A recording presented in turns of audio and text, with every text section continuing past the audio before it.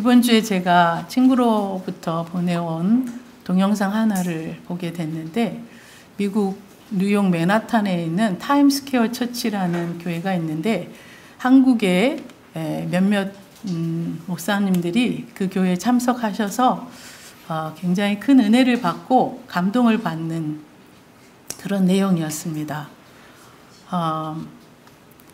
예배가 끝나고 인터뷰하는 내내 그분들이 감격해가지고 정말 예배가 살아있네, 예배가 정말 살아있네, 그러면서 감격스럽다 하는 내용이었습니다.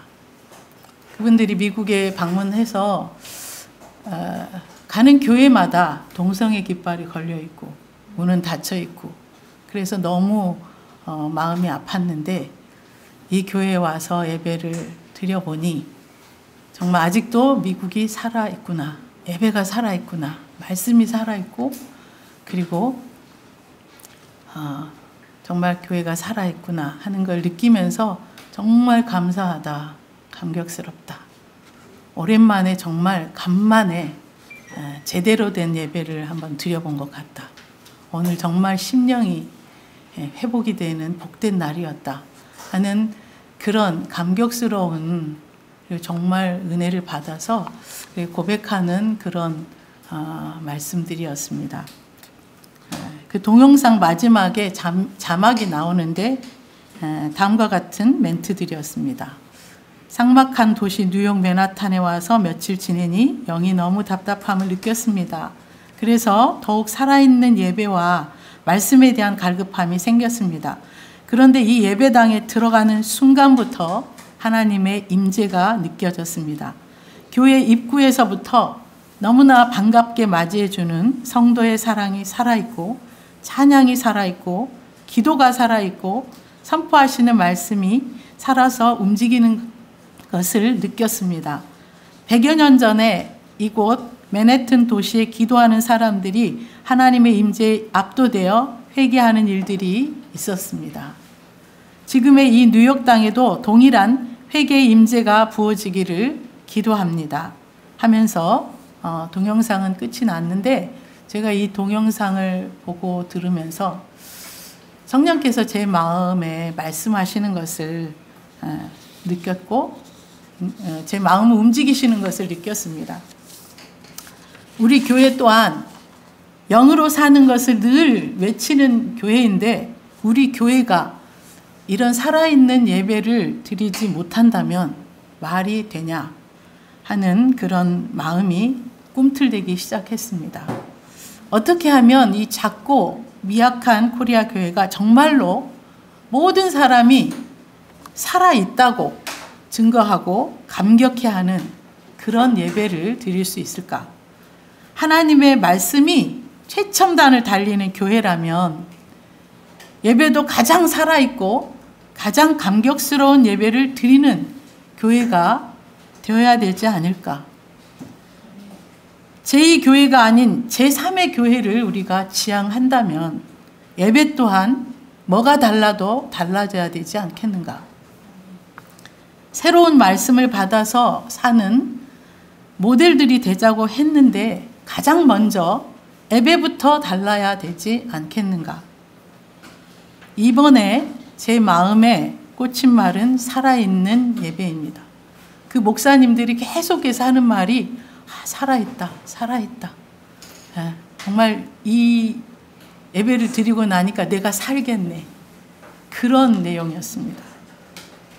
이제 때가 되어서 주님이 그런 예배를 드리라고 제 마음에 먼저 말씀을 주신 줄 믿습니다. 교회가 크든 작든 상관없이 예배만큼은 대한민국과 세계에서 가장 살아있는 예배를 드리는 교회가 되기를 저는 이번 주에 소망하게 되었습니다. 고 목사님의 말씀이 우리가 인정하는 바 세계 최첨단을 달리는 그런 새로운 말씀을 가지고 그 말씀으로 부응하려고 한다면, 저는 이제 예배, 살아있는 예배, 정말 영과 진리로 드리는 살아있는 예배를 이끌어서 그렇게 하나님 앞에 인정을 받는, 모든 사람들로부터 인정을 받는, 그리고 부응하는 그런 예배를 드릴 수 있기를 저는 바랍니다. 저는 이런 소망을 가졌지만 쉽지 않다는 것을 느낍니다. 그렇지만 이 목표가 하나님 앞에 너무나 선하고 좋기 때문에 끝까지 포기하지 않고 주님 앞에 기도하려고 합니다.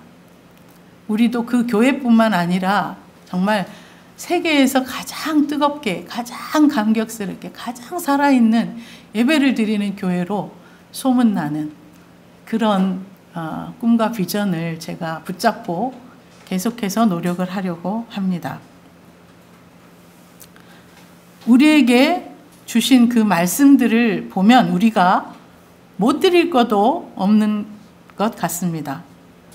살아있는 예배는 누구 한 사람만으로 되어지기보다는 우리 한 사람 한 사람이 주님 앞에 다 드려질 때, 함께 드릴 때 되어진다고 믿습니다.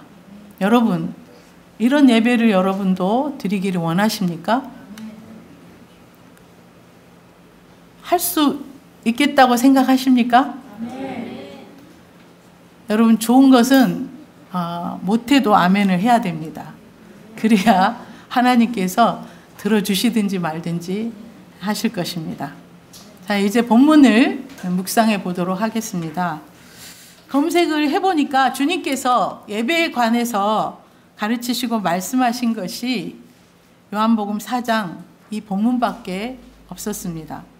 너무 감사한 것은 주님께서 생수와 예배에 대해서 가르치신 것이 예루살렘과 유다도 아닌 사마리아에 가셔서 말씀하시고 가르치셨다는 것입니다. 그것도 제사장들과 서기관들과 바리새인들이 아닌 남편이 5이나 있는 정말 대책 없는 사마리아 여인에게 찾아가셔서 가르치셨다는 것입니다. 결국 그 누구도 구원해 줄 수 없고 본인 스스로도 변화될 수 없는 소망 없는 텅 빈 가슴에 찾아오셔서 내가 너에게 생수가 되고 너로부터 예배를 받겠다는 것이 아니겠습니까? 저는 이 사실 앞에서 이것을 묵상할 때 하나님 앞에 큰 소리로 소리를 내어서 울 수밖에 없었습니다.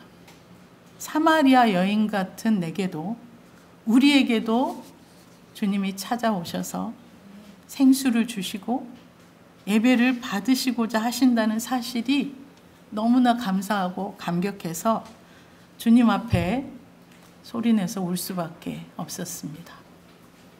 밤새도록 고기를 잡으려 했지만 한 마리도 잡지 못해서 허탈함과 시리 속에 있었던 그 베드로에게 오셔서 깊은 데로 가서 그물을 던져라 하실 때 그가 한 마리도 잡지 못했던 그가 그물이 찢어지도록 대박을 터뜨린 것처럼 한평생 이 남자 저 남자를 사랑하고 의지했지만 단 한 사람에게서도 진정한 사랑을 받지 못해서 아무 소망이 없었던 사마리아 여인.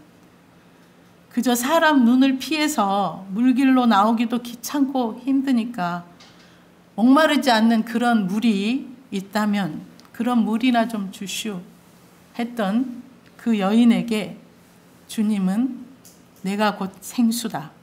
내가 너에게 영생하도록 솟아나는 생수가 되겠고 그 어떤 것으로도 채워줄 수 없고 만족하지 못했던 너에게 내가 영원히 목마르지 않는 생수가 될게 말씀하셨습니다. 그리고 그런 여인에게 예배에 대해서 가르치시면서 내가 너로부터 영과 진리로 드려지는 살아있는 예배를 받기 원한다고 말씀하신 것입니다. 여러분도 남편이 5이나 있었지만 채워지지 않고 허망하기만 했던 그 사마리아 여인 같은 마음, 그리고 밤새도록 고기를 잡아보려고 애썼지만 한 마리도 잡지 못해서 허탈과 좌절함과 공허함 가운데 있었던 그 베드로 같은 심정을 느끼고 계시지는 않습니까? 사마리아 여인에게 찾아오신 주님이 그래서 생수가 되어주시고 진짜 남편이 되어주신 그 주님이 베드로에게 찾아오셔서 깊은 곳에 던져라 말씀해 주심으로 그물이 찢어지도록 고기를 잡게 해주셨던 그 주님께서 이제 여러분에게도 이 시간 찾아오셔서 생수가 되어주시고 인생 대박이 나게 해주실 줄로 믿습니다. 무엇을 통해서요? 예배 갱신, 살아있는 예배를 드림을 통해서입니다. 사마리아 여인이나 베드로만이 아닙니다. 주님을 믿지만 한없이 허전하고 한켠의 마음이 허탈한 종이 또 한 사람 있습니다. 아브라함입니다. 75세부터 100세까지 25년을 믿고 따라왔는데 다른 것은 다 주시면서도 정작 약속하신 아들 주시는 것은 왜 그렇게 안 주시는지, 일부러 안 주시는 사람처럼 사람 애간장 다 녹이시고 내 힘이 다 빠지고 내 소망이 다 죽기만을 기다리는 사람처럼 꿈쩍도 안 하시는 주님이었습니다. 이 세 사람들의 공통점이 무엇입니까? 누구보다도 열심히 찾았고 열심히 구했고 할 수 있는 것은 다 해보았다는 것입니다. 그런데 인생의 바닥까지 보이는데도 진짜 바라는 것을 얻지 못해서 여전히 한켠이 허전한 사람들이었습니다. 그런데 이 사람들을 채우신 분이 누구십니까? 바로 예수님 그분이십니다. 지금 여러분에게는 무엇이겠습니까? 그분의 영, 그 영이십니다. 결국은 주님이 전부 다 그 세 분 모두 다 인생 대박이 나게 해주셨습니다. 우리까지도 그렇게 반드시 해주실 것을 믿습니다. 끝날 때까지 끝난 것이 아니었습니다. 평생의 주님을 따른다고 따랐는데 내 인생이 이게 뭐고 하시는 분들 계십니까? 여러분도 인생이 끝날 때까지는 결코 끝난 것이 아닙니다. 여러분의 인생의 바닥이 보일 때 인생의 끝자락에서 여러분은 주님의 영과 주님의 레마로 말미암아 대박이 터지고 잭팟이 터지는 것 같은 일들이 반드시 있게 될 것으로 믿습니다. 그것이 살아있는 예배를 드리는 여러분을 통해서 더 빨리 오게 되기를 바랍니다. 믿으십니까? 주님이 내 인생에 진짜 로또가 되어주시고 주님이 친히 내 인생에 진짜 잭팟을 터뜨려 주시기를 저는 끝까지 바랄 것입니다. 여러분 중에는 이미 주님으로부터 여러 번 로또를 받으시고 크고 작은 잭팟이 터진 분들도 있을 것입니다. 그렇지만 그것으로 만족하십니까? 정말 이왕 주님으로부터 로또를 받을 바에는 하늘이 알고 땅이 알고 온 세상이 다 아는 로또를 받고 그런 잭팟이 터져야 사람들이 우리를 보고 하나님이시다, 과연 하나님이시다 할 것이 아니겠습니까? 여러분 각자에게 주님께서 하늘이 알고 땅이 알고 세상이 다 진동할 그런 잭팟이 터지기를 축원드립니다. 여러분의 인생에도 꼭 그런 날이 오기를 기도합니다. 여러분이 사마리아 여인보다 못한 것이 무엇이 있습니까? 베드로보다 못한 것이 무엇이 있습니까?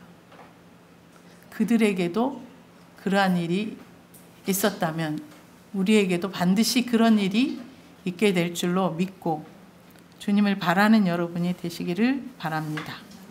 끝날 때까지 끝난 것은 아니니까요.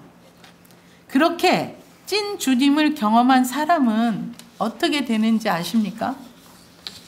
생수를 구했던 그 물동이를 버려버리고 늘 대인 기피증으로 사람들을 피해 다녔던 그 여인이 자원해서 사람들 앞에 나서서 예수의 증인이 됩니다.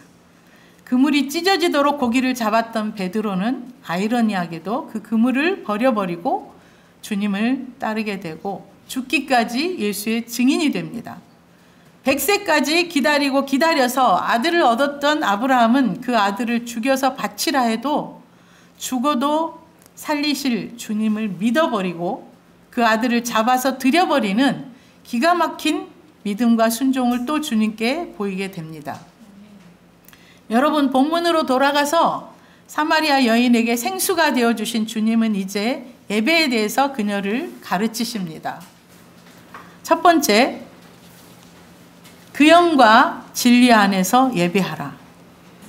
요한복음 4장 20절을 보면 여인이 하나님 믿는 것에 관심이 없는 게 아니었습니다. 그에게는 예배에 대해 마음 한켠에 늘 의문이 있었습니다. 우리는 이 산에서 예배했는데 당신들의 말은 예배할 곳이 예루살렘에 있다 하더이다. 그런데 주님은 사람의 생각을 뛰어넘는 파격적인 말을 하십니다. 이 산에서도 말고 예루살렘에서도 말고 너희가 아버지께 예배할 때가 이른다. 너희는 알지 못하는 걸 예배하고 우리는 아는 것을 예배한다. 아버지께 참되게 예배하는 자들은 영과 진리로 예배할 때가 오는데 곧 이때다. 아버지께서는 이렇게 자기에게 영과 진리로 예배하는 자들을 찾으신다. 하나님은 영이시니 예배하는 자도 영과 진리로 예배해야 된다고 가르치셨습니다. 참고로 하나님은 영이시니에서의 영은 영어 성경을 찾아보니까 그냥 스피릿이었습니다. 그리고 영과 진리로는 더 스피릿, 그 영임을 알려드립니다. 원래 개역 한글 성경에서는 동양적인 개념으로 이 말을 신령과 진정으로라고 번역했었습니다. 그러니까 우리는 그 말을 신령하게 진심을 다하고 정성을 다해서 예배하라로 해석했었습니다. 그러나 원문은 영과 진리로라고 되어 있습니다. 개역 개정도 이 번역은 영과 진리로라고 번역했고 NIV도 in the spirit and in truth로 되어 있습니다. 여러분, 하나님은 영이시기 때문에 예배하는 자도 영의 수신기와 영의 안경을 쓰고 예배해야 제대로 예배를 드릴 수 있고 하나님께 올리는 예배와 받는 예배를 제대로 올리고 받을 수 있는 것입니다. 한마디로 영과 진리로 예배해야 영의 교통이 활발한 그런 예배를 드릴 수가 있다는 것입니다. 라디오 주파수를 맞추지 않으면 지지직거리고 들을 수 없듯이 영이신 하나님께 예배하는 자들은 영의 주파수를 제대로 맞춰야 되고 눈이 잘 안 보이는 분들은 영에 보이는 안경을 써야 초점이 맞춰져서 제대로 볼 수 있는 것입니다. 그것을 가능케 하신 것이 누구십니까? 성령이고 그 영입니다.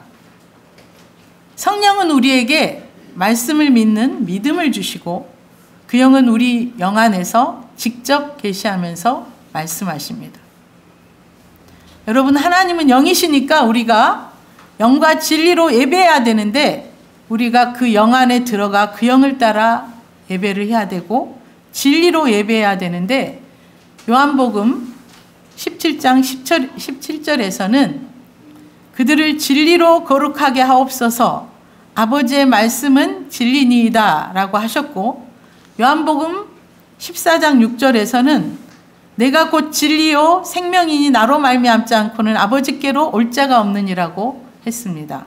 그러니까 영과 진리로 예배하라는 말씀은 그 영과 진리의 말씀 안에서 예배하라는 말씀으로 해석해도 되고, 우리에게 보혈을 흘려주신 진리 되신 그분을 믿는 믿음 안에서와 그분이 보내주신 그 영 안에서 예배하라고 해석해도 틀리지 않다고 믿습니다.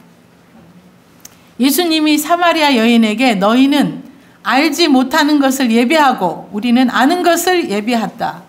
이는 구원이 유대인에게서 남이라 하신 것은 너희는 아직 영이 너희에게 계시지 않기에 영 안에서 예배할 수가 없다고 하신 말씀이십니다. 고린도전서 2장 10절에서 이 말씀 우리 다 같이 한번 읽어볼까요? 오직 하나님이 그 영으로 이것을 우리에게 보이셨으니 그 영은 모든 것, 곧 하나님의 깊은 것까지도 통달하시느니라고 하셨습니다. 그러니까 하나님의 깊은 것까지도 통달하시는 그 영 안에서만 하나님을 제대로 알고 제대로 교통하며 예배드릴 수가 있는 것입니다.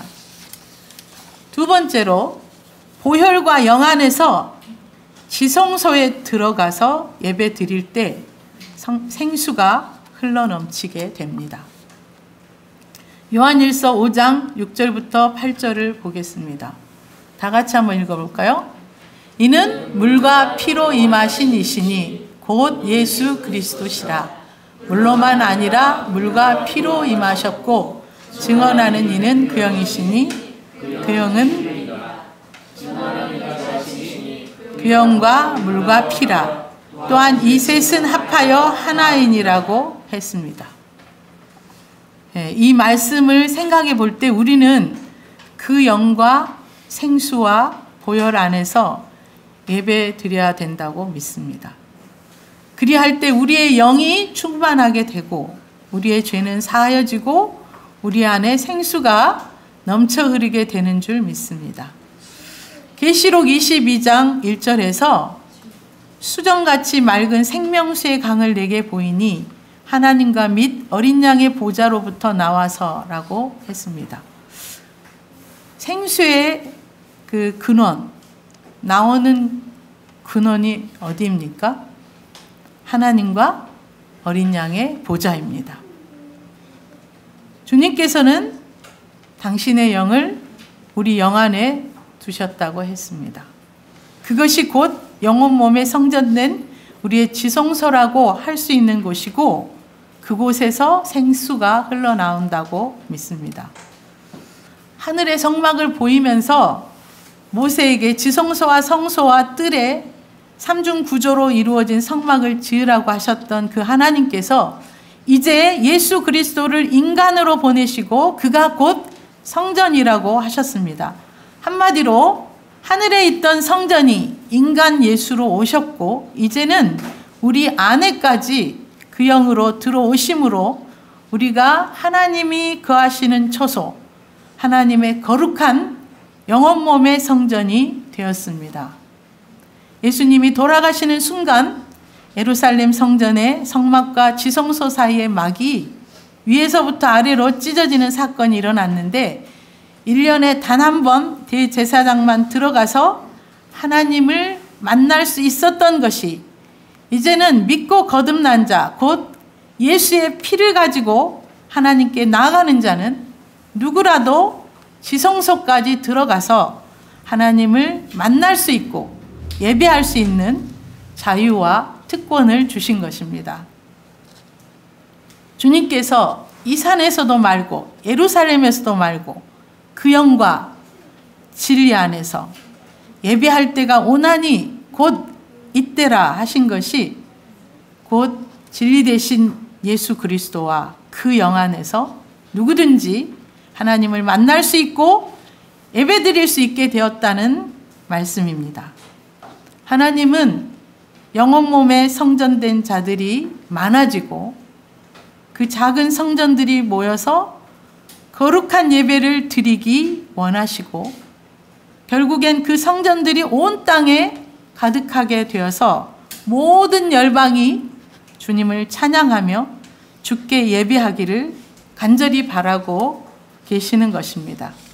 세 번째, 예배를 잘 드리는 자는 하늘의 복과 땅의 복을 받습니다. 자녀들이 잘 되고 행복하기를 원하지 않는 부모는 없습니다. 하나님은 우리에게 복 주시기를 원하십니다.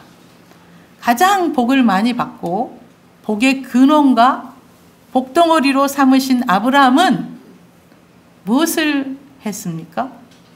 가는 곳마다 하나님께 제단을 쌓았던 사람입니다. 예배를 잘 드려서 복을 받기를 원하는 자들은 어떤 예배는 받으시고 어떤 예배는 받지 아니하신지를 잘 알아야 합니다. 받지 않으시는 예배를 생각해 보면 받으시는 예배를 알 수가 있습니다. 받지 않으시는 예배는요, 첫 번째, 영과 진리 안에서 드려지지 않는 예배입니다. 두 번째, 어린 양의 피로 죄를 씻지 않고 죄와 허물에 대해서 상하고 통회하는 심령이 없는 예배는 받지 않으십니다. 세 번째, 마음에 다른 우상을 품은 채 두 마음, 세 마음으로 드려지는 예배, 마음과 영이 주께만 다 드려지지 않는 예배는 오히려 슬퍼하시며 괴롭게 여기십니다. 네 번째, 거짓되고 외식하는 예배입니다. 억만 가지 죄가 있어도 솔직하게 회개하고 주님께 나아가면 그 즉시 용서하시고 받아주실 텐데, 바리새인처럼 거룩한 척, 죄 없는 척, 하나님 앞에서까지 날 것으로 드려지지 않고 외식함으로 포장해서 드려지는 예배는 주님을 너무나 진저리 치게 만듭니다. 하나님 앞에서만큼은 우리가 정말 변명하고 핑계하고 합리화하지 말고 있는 그대로 죄를 지었으면 인정이라도 잘하고 돌이키기라도 잘하면 좋겠습니다. 다섯 번째, 교만한 예배를 받지 않으십니다. 하나님한테조차도 의리 안 되고 은혜를 빙자해서 갑질하고 주님을 종처럼 하대하는 교만함과 오만함으로 드려지는 예배는 주님이 물리치십니다. 여러분, 귀신을 섬기는 자도 얼마나 경건하게 섬기는지 모릅니다. 그래서 귀신과 접신할 때 정말 모든 기구를 깨끗이 닦고 목욕 재개를 하고 정성을 다해서 예배라고 할 수는 없죠. 접신을 기다리는 것을 봤습니다. 우리가 하나님 앞에 정말 겸손하게 예배를 드려야 될 것 같습니다. 여섯 번째, 왕께 합당한 예를 갖추지 않고 아무렇게나 함부로 드려지는 예배는 주님이 모독을 받으시는 거고, 그런 사람은 주님이 다시 오실 때 잔치자리에서 예복을 입지 않았다고 쫓아내라 하신 것처럼 쫓아냄을 받을 수 있습니다. 일곱 번째, 형제와 불화하고 풀지 않고 용서치 않은 채 드리는 예배입니다. 그런 예배자는 먼저 가서 풀고 그 다음에 내게 오라고 말씀하십니다. 이렇게 말하다 보면 한이 없고 정말 날이 셀 것입니다. 과연 내가 드린 예배 중에 제대로 드려지고 제대로 받으심 받은 예배가 몇 번이나 될까 생각해 보면 금방 답이 나올 것입니다. 그렇게 흠많은 예배를 드린 결과로 내가 놓친 은혜와 복이 얼마나 많은지 모릅니다. 내가 얼마나 하나님 앞에 무례하고 일방적이며 하나님이 괴로워하시는 예배를 드렸는지 이사야서 1장을 들어보면 잘 알 수 있습니다. 이사야 1장 12절부터 17절을 우리 다 함께 소리내어서 읽어보도록 하겠습니다. 읽겠습니다.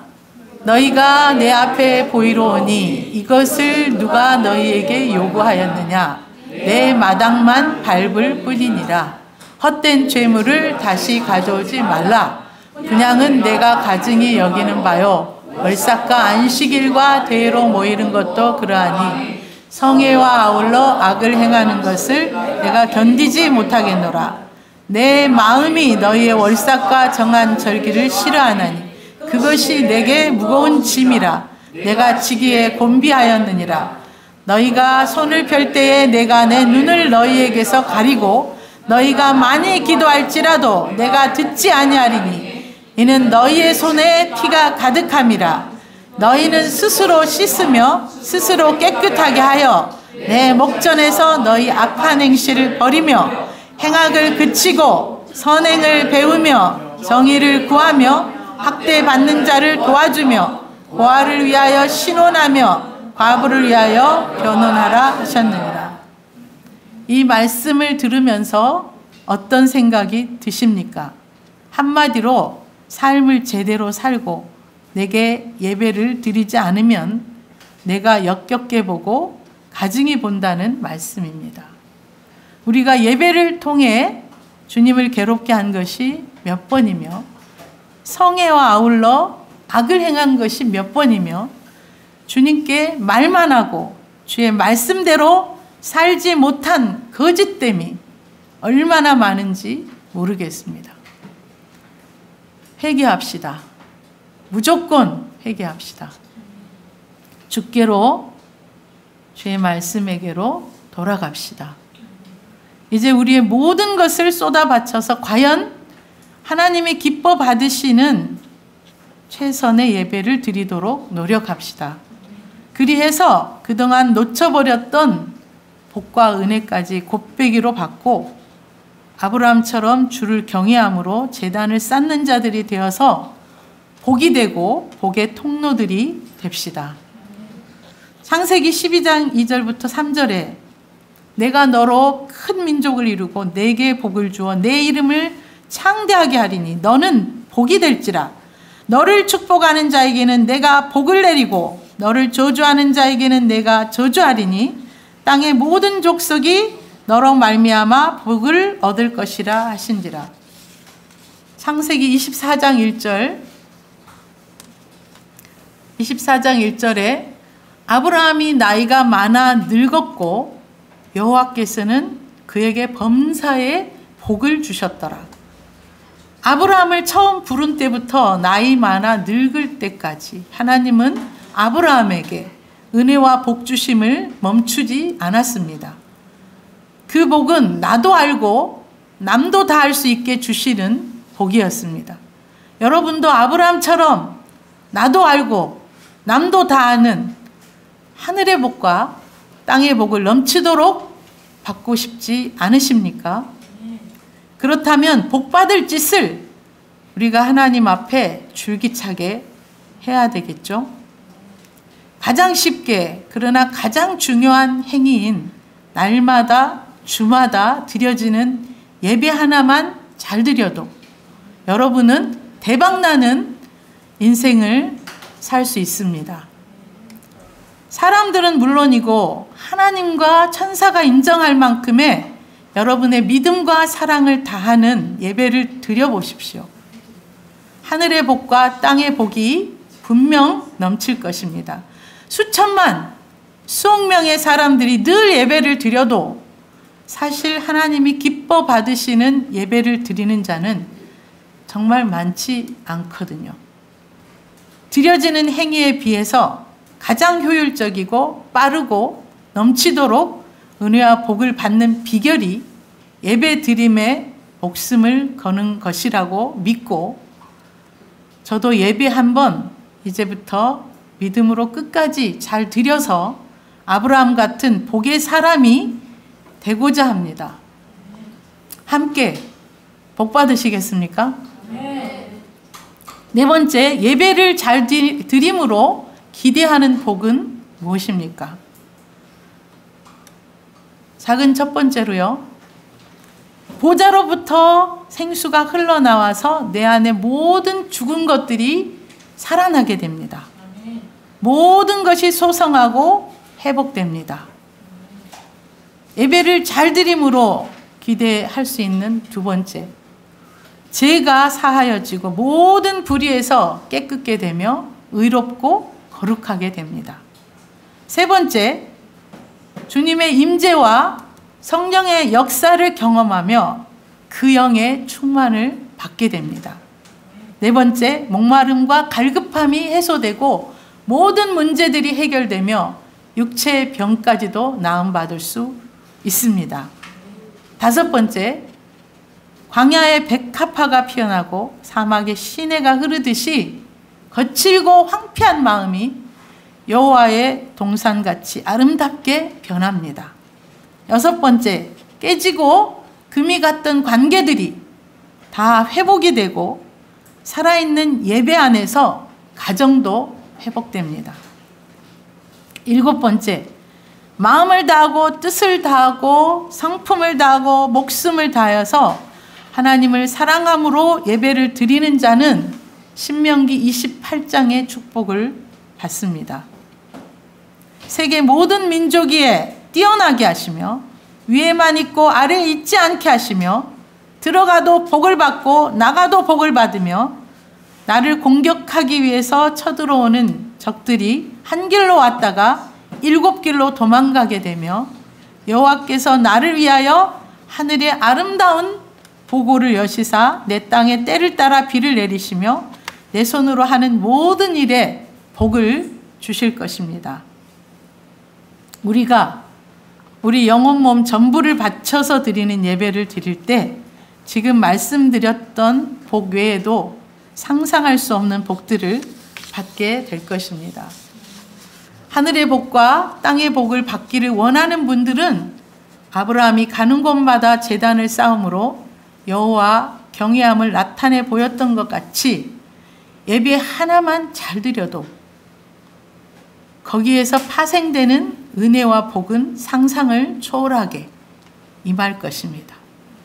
그동안 예배를 인도하는 저 자신도 하나님이 결코 받으실 수 없는 예배를 드린 적이 너무 많아서 엄청나게 회개를 많이 해야 되고, 우리 모두 다 그동안 예배를 수없이 드렸지만 심히 그 예배를 경홀히 여기며 더럽힘으로 하나님을 괴롭게 한 죄를 정말 회개하고 다른 어떤 것보다도 예배에 목숨을 걸므로 수없이 놓쳤던 복을 만회하고도 남게 해야 되겠습니다. 그렇게 하시겠습니까? 그래서 우리 교회가 영과 마음과 온몸을 다해 예배 드림으로 영과 마음과 몸에 하나님의 응답과 복 부어주심을 경험하는 교회가 되어지기를 바랍니다. 우리 교회가 고 목사님의 평생의 수고를 통해 신학과 말씀에 있어서 가장 앞서가는 교회가 되었다면 이제는 실천적으로 영과 진리 안에서 살아있는 예배를 드리는데 가장 앞서가는 교회가 되기를 축원드립니다. 그것은 교회 사이즈하고는 상관없습니다. 아무리 작은 교회라도 대한민국과 세계 가운데서 너희 예배가 가장 최고다고 주님이 평가하시면 끝납니다. 그런 평가를 받으면 고 목사님의 말씀에 이어서 살아있는 예배를 배우게 하려고 전 세계에서 예배드리러 오게 할 수도 있습니다. 그 다음에 또 잭팟을 터뜨릴 것들이 무궁무진하게 많습니다. 우리가 우리 영혼 몸을 주께 다 드리기만 한다면 줄줄이 사탕으로 세계 최고가 될 것들이 많습니다. 우리가 늘 해왔던 것들을 보배롭게 여기고 드리기만 한다면 그렇습니다.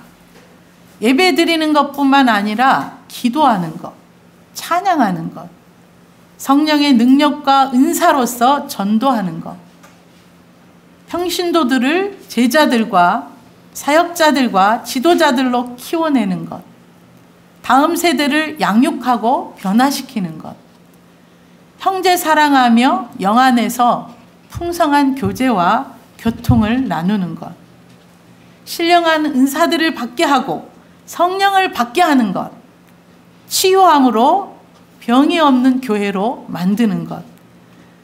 정말 우리가 어떻게 도전하며 어떻게 드려지냐에 따라 하나님께서는 교회 사이즈와 상관없이 우리를 세계 최고의 성도가 되고 교회가 되게 해주실 수 있습니다.